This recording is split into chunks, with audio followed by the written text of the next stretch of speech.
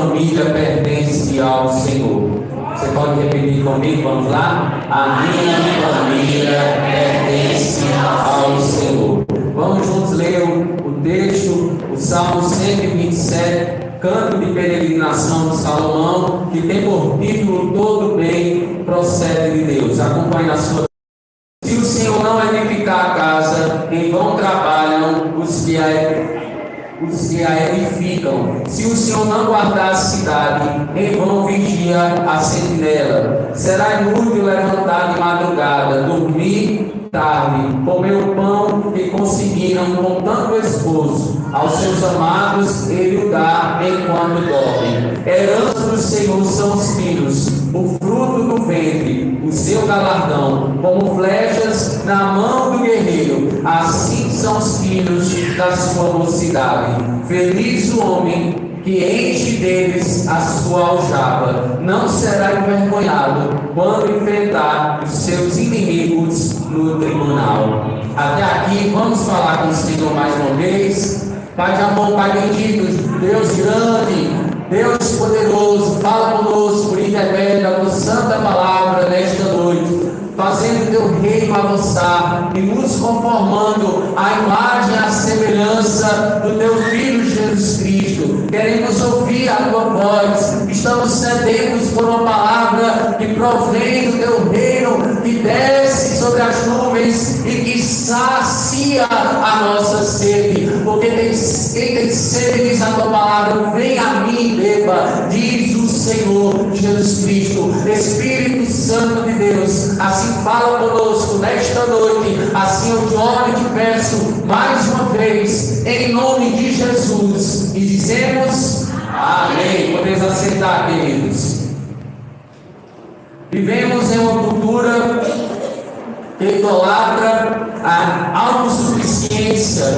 O mundo nos diz que a segurança da nossa casa e a felicidade da nossa família dependem exclusivamente do nosso suor, do nosso planejamento e das horas extras de trabalho que nós acumulamos dia após dia.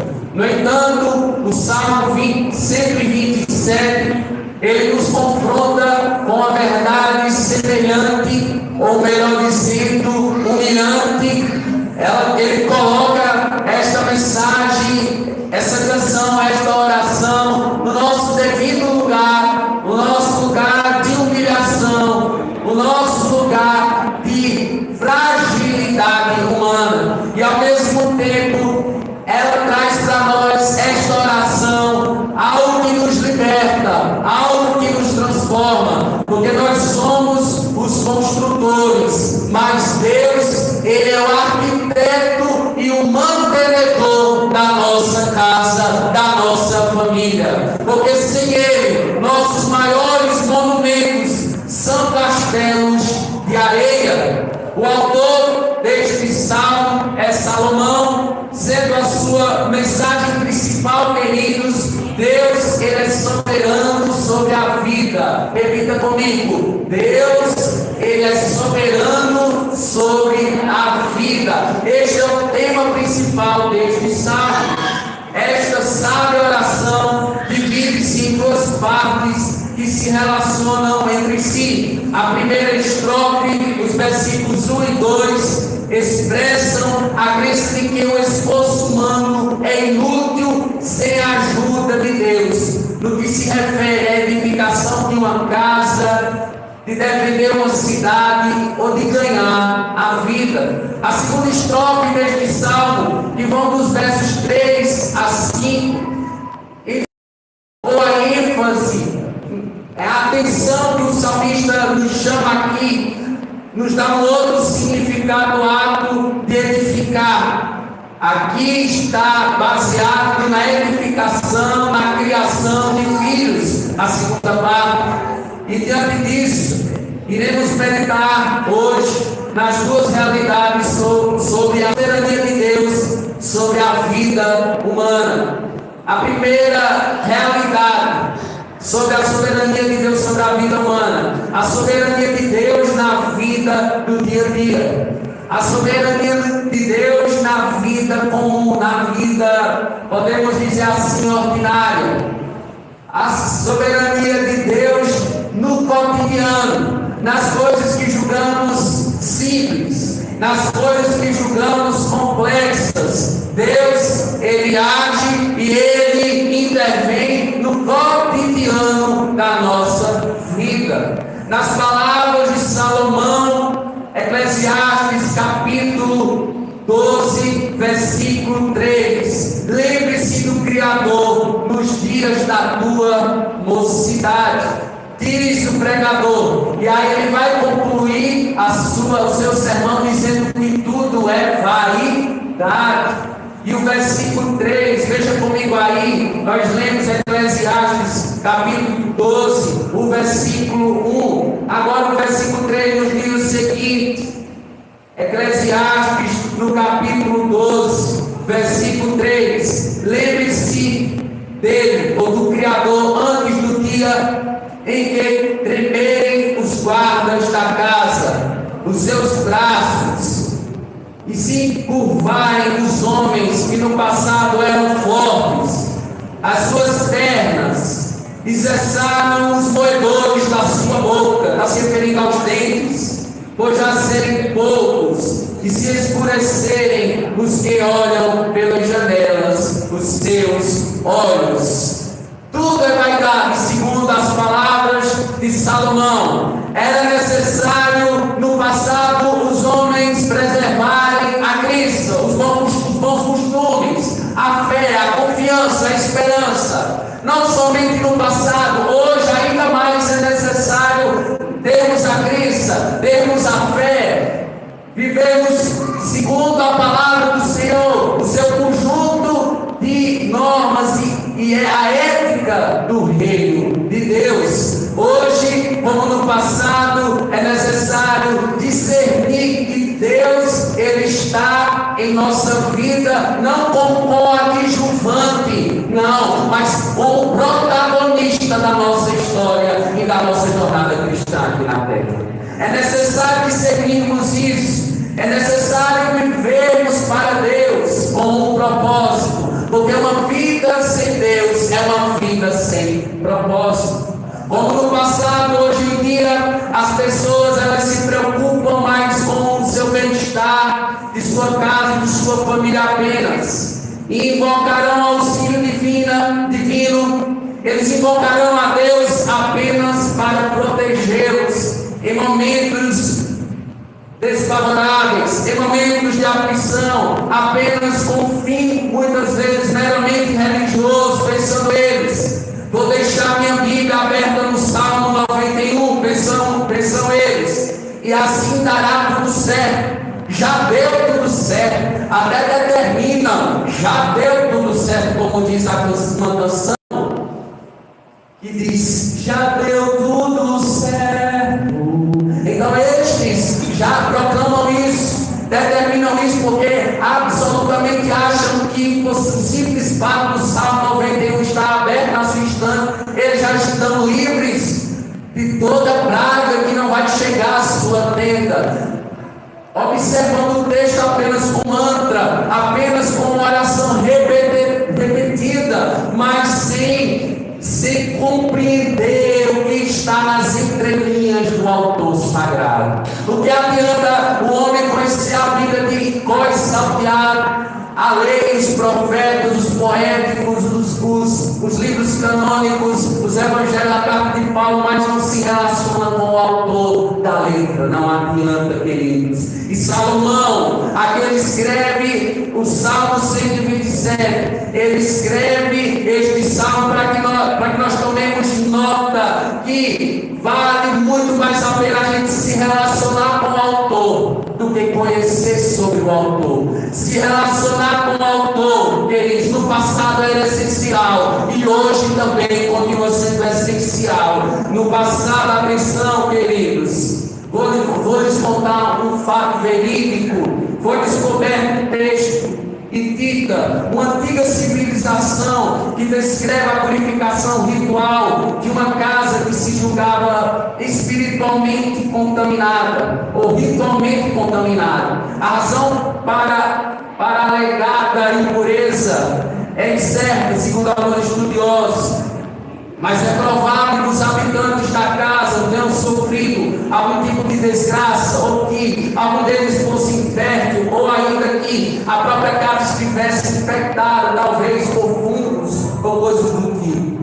O texto explica que um exorcista havia passado pela casa e recitado de forma ritual possíveis explicações para a impureza, sugerindo que havia entrado na casa uma pessoa que cometera falso testemunho ou até mesmo assassinato.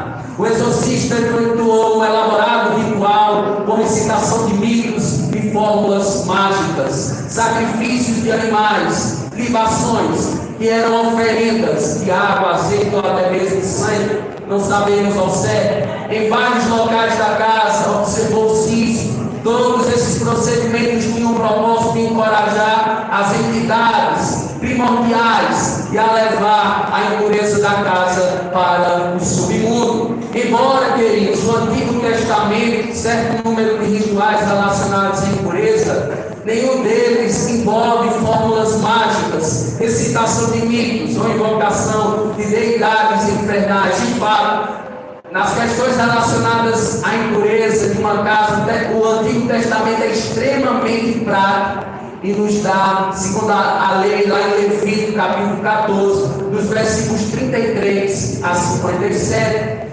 Mas quando nós vamos manter a Bíblia aberta, no Salmo 127, vamos ler comigo o versículo 1 e 2. Lê comigo, vamos lá? Se o Senhor não edificar a casa, em vão trabalham os que edificam. Se o Senhor não guardar a cidade, em vão vigia a sentinela. Versículo 2: será inútil levantar de madrugada, dormir tarde, comer o pão que conseguir comer, com tanto esforço. Aos seus amados ele dá enquanto dormem. Em outras palavras, o salmista diz aqui que a nossa segurança vem de quem? A nossa segurança vem de Deus, aquele que fez os céus e a terra. Porque o salmista no Salmo 121, versículo 1 vai nos dizer de onde vem o nosso socorro. O nosso socorro vem do Senhor, que fez os céus e a terra. Esse Deus, ele é poderoso. Não adianta inteligência humana, não adianta nos esforçarmos a tal ponto de não mais reconhecermos Deus. Pelo contrário, é necessário fazermos menção do nome do Senhor, esquecermos de nós mesmos e confiarmos e depositarmos nossa inteira e exclusiva confiança nele. Quando olhamos para a narrativa bíblica das 10 pragas, por exemplo, do Egito, os magos, segundo as suas ciências ocultas, eles só conseguiram imitar a primeira e a segunda praga. A partir da terceira praga, eles não conseguiram mais imitar as obras do Senhor. Veja comigo, Êxodo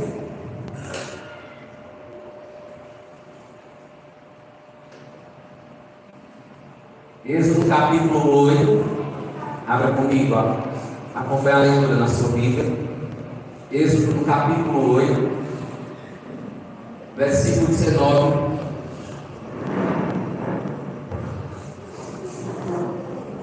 Êxodo capítulo 8, versículo 19. Então os magos disseram a Faraó: isto é o dedo de Deus. Então os magos disseram a Faraó: isto é o dedo de Deus. Eles imitaram a primeira e a segunda praga, mas a praga dos piolhos eles já não conseguiram imitar. Isso nos mostra o quê? Que Deus, ele é infinito em poder,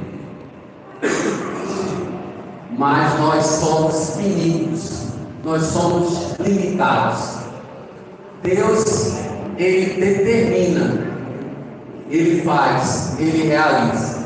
Muitas das vezes pensamos que podemos fazer isso ou aquilo outro, mas eu quero te dizer, Deus ele faz todas as coisas conforme a sua vontade. Não adianta nós queremos ser alguma coisa, porque Deus é tudo e Ele não compartilha a sua glória com ninguém, quiçá com as imagens de escultura. Ele é o Deus Criador, Ele é o totalmente ouro. Os magos, com as suas ciências ocultas, aqui no texto de Êxodo, com as suas ciências ocultas, com as suas magias, até determinado ponto o Senhor permitiu eles fazerem aquilo, mas chega um ponto que só o Senhor pode fazer.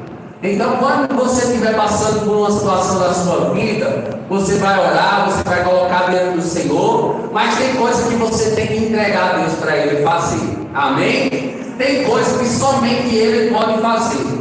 Somente Ele pode operar um milagre. Somente Ele pode resolver o problema da sua casa, da sua família. Então, se você está numa situação que, humanamente falando, você não vai conseguir, humanamente falando, você não vai dar um passo que quer mais, então você deve, e eu devo, cotidianamente, no dia a dia, colocar nas mãos daquele que pode resolver, naquele que pode intervir, naquele que pode agir. Quem está entendendo a mensagem? Amém?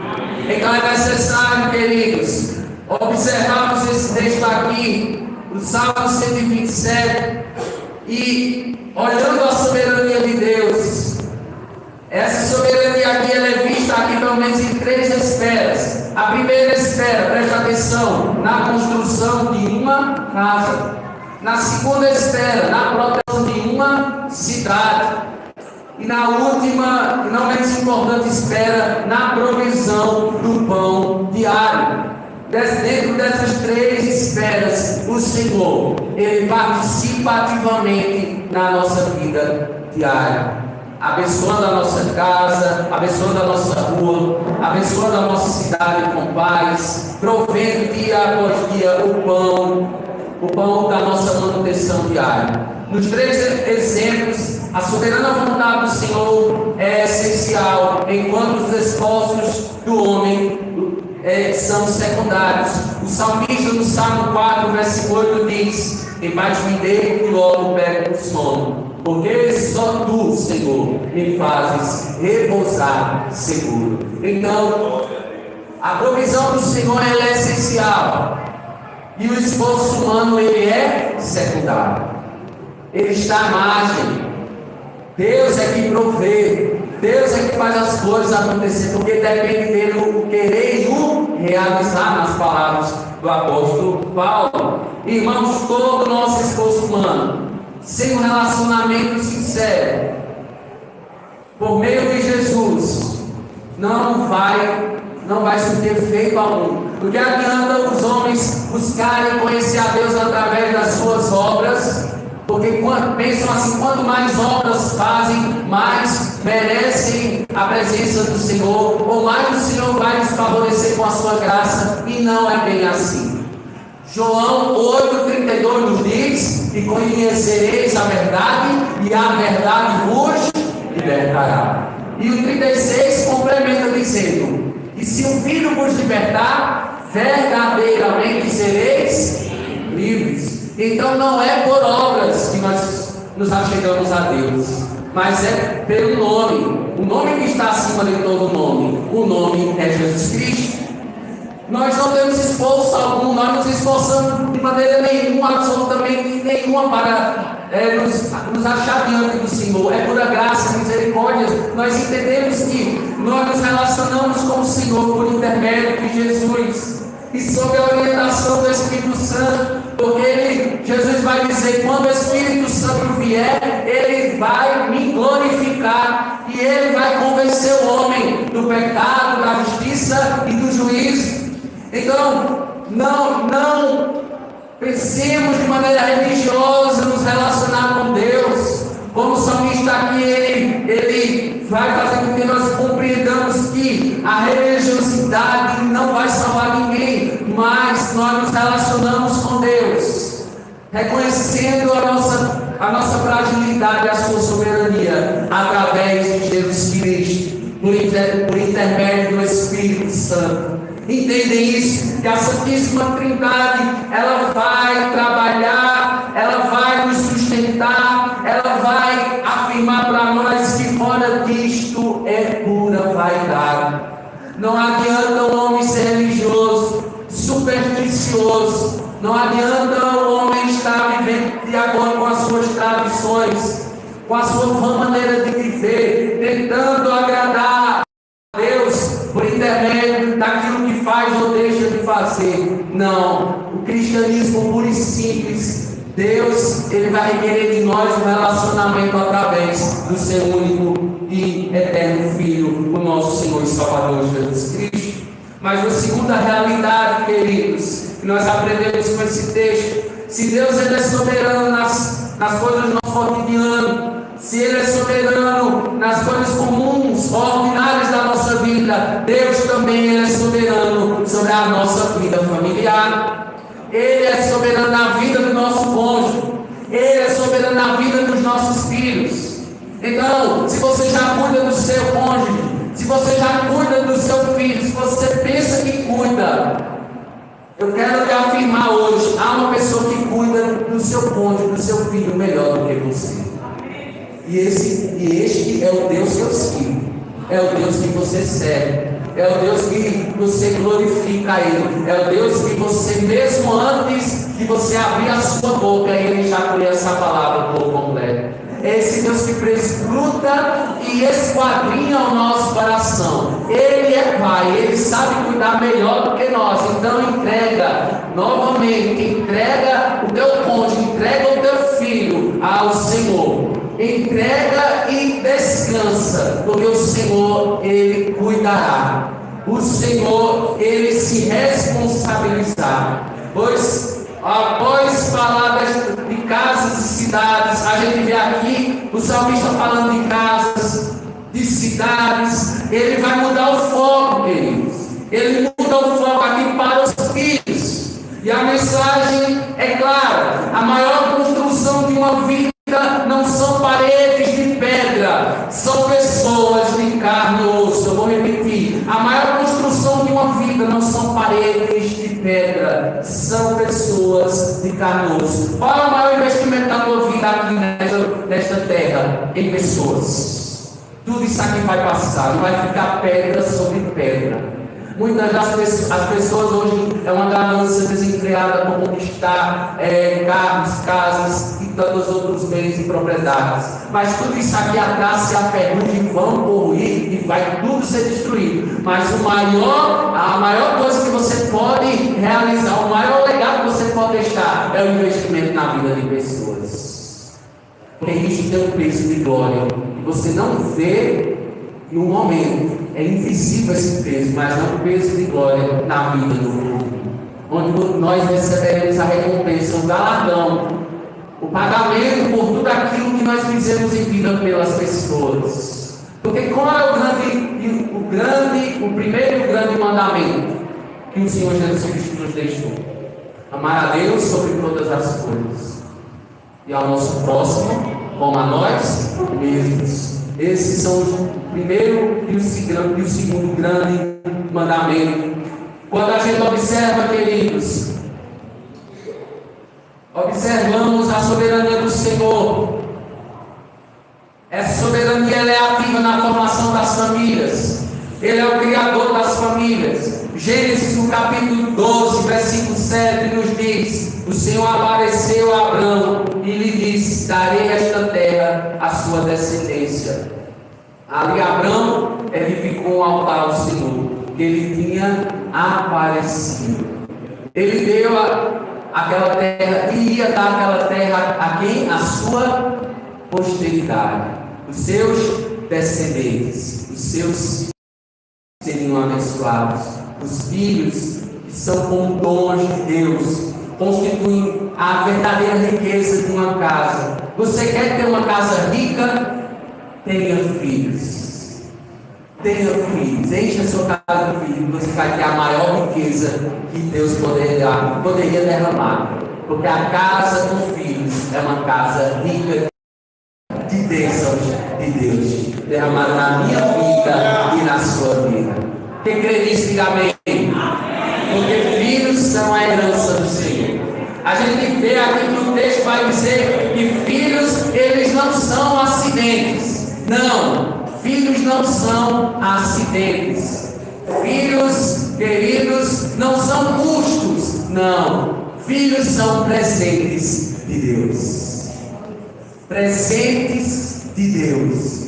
Há homens e mulheres de carne e osso, que Deus capacita esses homens e mulheres de carne e osso a criar os seus filhos no temor do Senhor. A soberania de Deus se manifesta na biologia e na formação do caráter desses filhos, para que eles pareçam a cada dia e ajam semelhantemente a Jesus na sua vida cotidiana e na sua vida familiar. Quando nós observamos o versículo 3, nos diz o seguinte: a herança do Senhor são os filhos, o fruto do ventre do seu galardão, como flechas na mão, versículo 4 do guerreiro, assim são os filhos da sua mocidade. Verso 5: feliz o homem que enche deles a sua aljava, não será envergonhado quando enfrentar os seus inimigos no tribunal.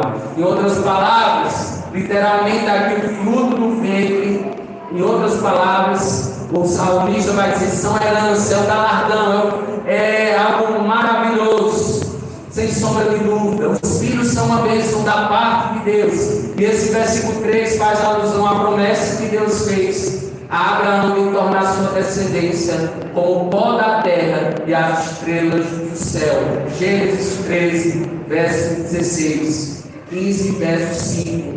O salmista ilustra dizendo o seguinte: como flechas na mão do guerreiro, assim são os filhos da sua mocidade. Ou seja, do mesmo modo que as flechas são indispensáveis para o guerreiro ser bem sucedido na batalha, assim os filhos são valiosos como defensores de seus pais em tempos de guerra. Aqui, nesse contexto, em tempos de processos judiciais. Quanto mais filhos, mais defensores, o salmista está dizendo aqui. Quanto mais filhos, mais defensores nós teremos. Mais os pais terão pessoas para os defender. Irmãos, assim como uma flecha, ela precisa ser polida e direcionada por um guerreiro. Os filhos precisam da direção soberana de Deus através dos pais para serem lançados no mundo com propósito. Então, repita comigo: em primeiro lugar Deus, repita comigo, vamos lá? Em primeiro lugar Deus, em segundo a família. Em primeiro lugar Deus, em segundo a família. Essa é a ordem, queridos. Primeiro Deus, depois a família. Então nós não devemos negociar esta ordem. Nós não devemos trocar esta ordem. Nós não podemos inverter esta ordem ou colocar outros elementos no lugar de Deus e no lugar da nossa família. Não, absolutamente não. Porque se assim o fizermos, nós iremos pagar um preço, queridos, aqui nesta terra. E esse preço ninguém pode pagar. Ninguém pode suportar.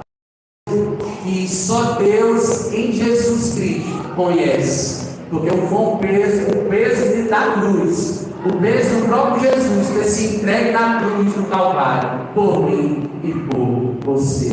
E hoje nós estamos aqui celebrando, queremos celebrar a Santa Ceia do Senhor, recordando que Jesus já levou a nossa cruz, que Jesus já pagou os pecados individuais e familiarmente. Amém? Cristo já pagou os meus pecados dos meus irmãos, dos nossos familiares, aqueles que recebem Ele, aqueles que têm Ele como o seu Cristo, aquele que é Salvador e certamente restaurador da nossa casa e da nossa família. Portanto, para concluir, meditamos hoje no seguinte tema: a minha família pertence ao Senhor. E vimos hoje que a nossa vida não é um projeto de esforço isolado, mas uma construção divina. Deixa Deus construir a tua história. Abre o teu coração, dá abertura para Ele agir, porque Ele quer construir segundo a sua vontade, para que nós experimentemos, possamos deixar de lado o mundo para experimentar qual seja a boa, agradável e perfeita vontade do Senhor. Se o Senhor não edificar a casa,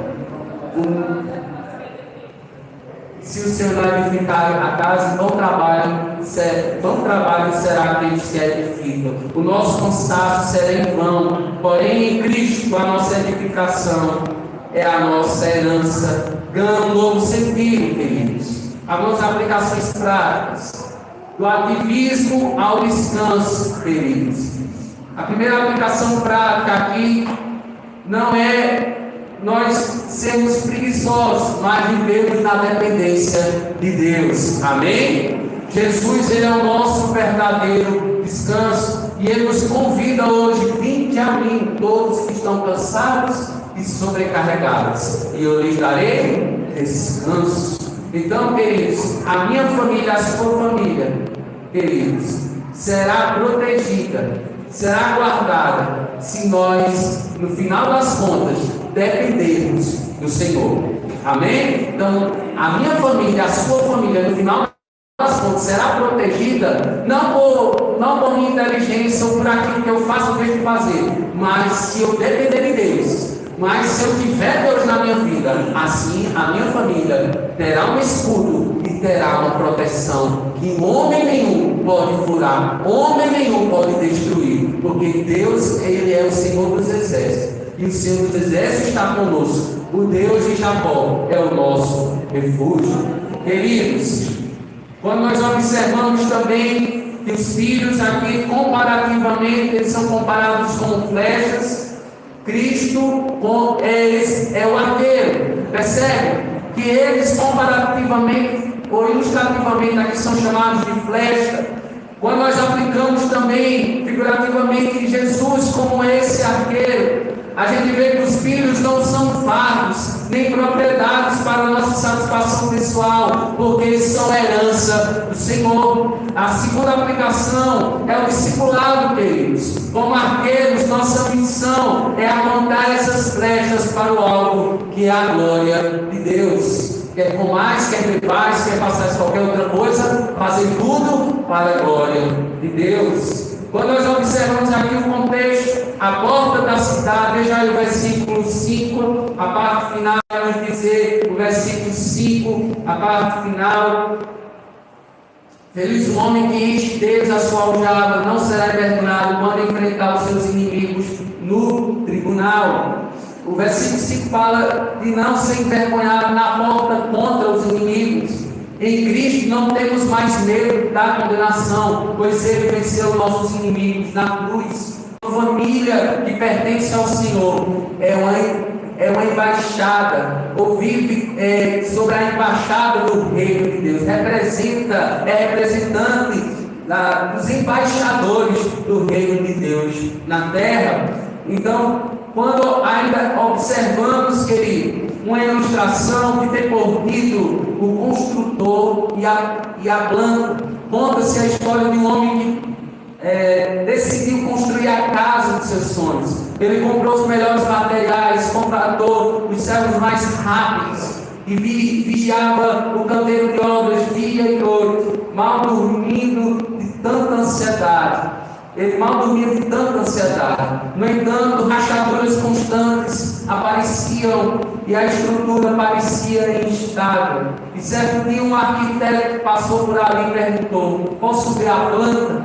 O homem orgulhoso respondeu: eu não preciso de planta, eu tenho força e tijolos. E o arquiteto respondeu gentilmente: você tem o material, mas eu sou o dono do terreno. Se você não construir conforme o meu desenho, a terra não sustentará o peso. Muitas vezes, queridos, tratamos nossa família como esse homem. Temos tijolos. O que seriam os tijolos? Dinheiro, educação, bens, mas nós ignoramos a planta. E o que é a planta? A palavra. Amém? O que é o arqueiro? Deus. O Salmo 127 nos convida a entregar as ferramentas nas mãos de Deus. Quando Ele edifica, nós podemos dormir o sono dos amados, pois sabemos que enquanto descansamos, Ele continua trabalhando para aqueles que nele esperam.